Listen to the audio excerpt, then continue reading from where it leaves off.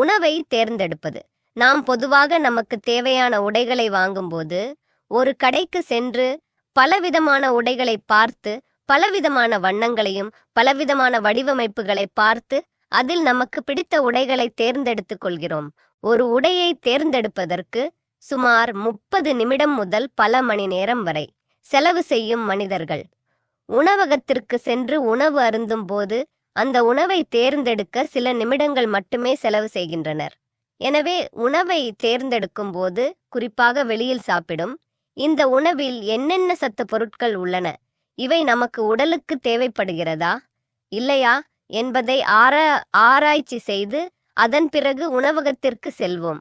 அங்கு சென்ற பிறகு நாம் பசிக்காக சாப்பிடுகிறோம் என்பதை உணர்ந்து கொண்டு நல்ல சத்துள்ள உணவுகளை தேர்ந்தெடுத்து சாப்பிட்டால் உடலுக்கு நல்லது. எனினும் சுவைக்காகவும் சிறிதளவு சாப்பிடலாம். ஆனால் அந்த சுவைக்கு அடிமையாகிவிடக்கூடாது. உணவை தேர்ந்தெடுக்கும் அந்த சில மணி நேரத்தை நாம் ஒரு உணவகம் சென்ற பிறகு செலவழிக்க வேண்டிய அவசியமில்லை. சில புத்தகங்களை படிப்பதன் மூலமாகவும் அந்த உணவின் மூலக்கூறுகள் என்ன என்பதையும் தெரிந்து கொண்டு நாம் அதை தேர்ந்தெடுக்க வேண்டும். எப்போதாவது ஒரு நாள் தான் நான் உணவகத்தில் சாப்பிடுகிறேன், அதனால் நான் ஏன் இதை செய்ய வேண்டும் என்று எண்ண வேண்டாம்.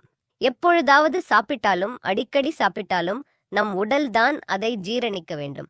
எனவே நாம் உடலுக்கு நன்மை செய்யும் பொருட்டு தேர்ந்தெடுத்த ஆரோக்கியமான உணவையே சாப்பிடுவோம்.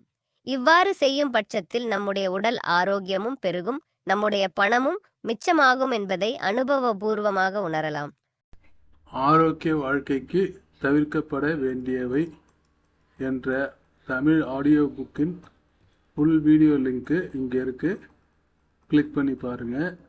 ரொம்ப பயனுள்ளதாக இருக்கும். நன்றி. வாழ்க.